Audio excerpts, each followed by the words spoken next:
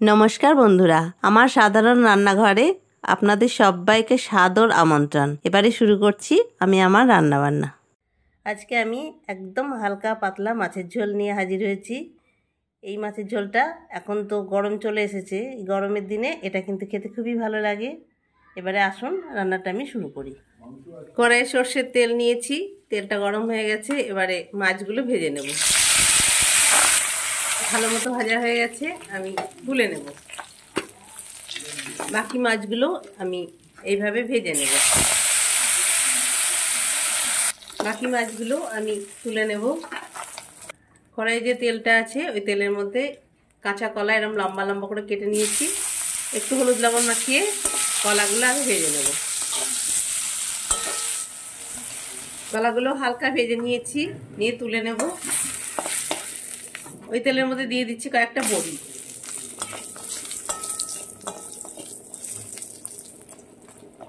বড়িটা হালকা ভেজে নিয়ে তুলে নেব। ওই তেলের মধ্যে দিয়ে দিচ্ছি আরও একটু তেল, দিয়ে দিচ্ছি 5 ফোড়ন, একটা শুকনো লঙ্কা। 5 ফোড়ন আর শুকনো লঙ্কাটা আমার ভাজা হয়ে গেছে, দিয়ে দিচ্ছি আলু।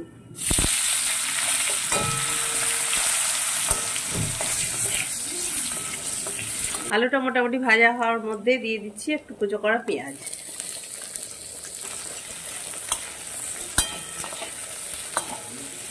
পেঁয়াজ আর আলুটা আর একটু ভেজে নেব।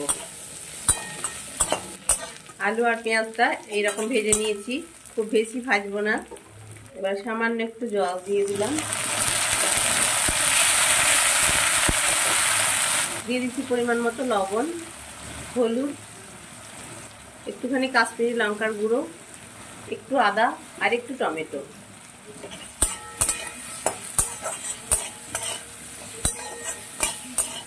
এবারে ভালো করে এই মশলাটা দিয়ে আলু আর পেঁয়াজটাকে কষিয়ে নেব।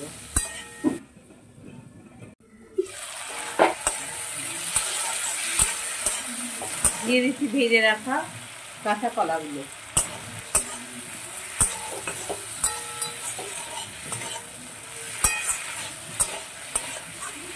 মশলা দিয়ে আলু আর কাঁচা কলা টমেটো এগুলো ভালোই সব কষানো হয়ে গেছে। এবারে আমি গরম করে রেখেছি জল, সেই জলটা দিয়ে দেবো।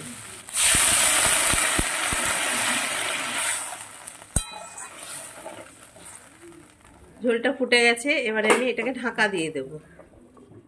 ঝোলটা ফোটার মধ্যেই আমি এই জিরে আর কাঁচা লঙ্কাটা বেটে নেব। ঝোলটা ভালো মতো ফুটে গেছে, এবার দিয়ে দিচ্ছি জিরে আর লঙ্কা বাটাটা, দিয়ে দিচ্ছি 2টো কাঁচা লঙ্কা আর ভেজে রাখা বড়িগুলো। এগুলো দিয়েও আমি আরও কিছুক্ষণ ঝোলটাকে ফুটিয়ে নেব।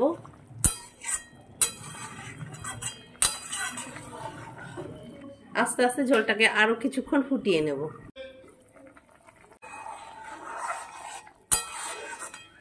এবারে দিয়ে দিচ্ছি মাছগুলো।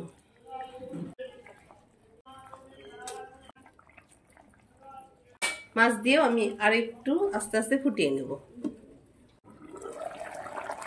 মাছের ঝোলটা খুব ভালো মতো ফুটে গেছে। গরমের দিনে এরকম হালকা পাতলা মাছের ঝোল, এটা কিন্তু খেতে খুবই ভালো লাগে।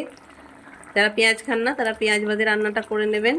আমার ছোট্ট চ্যানেলটির পাশে থাকবেন এই আশা রেখে আজকের এই মাছের ঝোল রান্না পর্ব আমি শেষ করছি। ভালো থাকুন, সুস্থ থাকুন, ধন্যবাদ।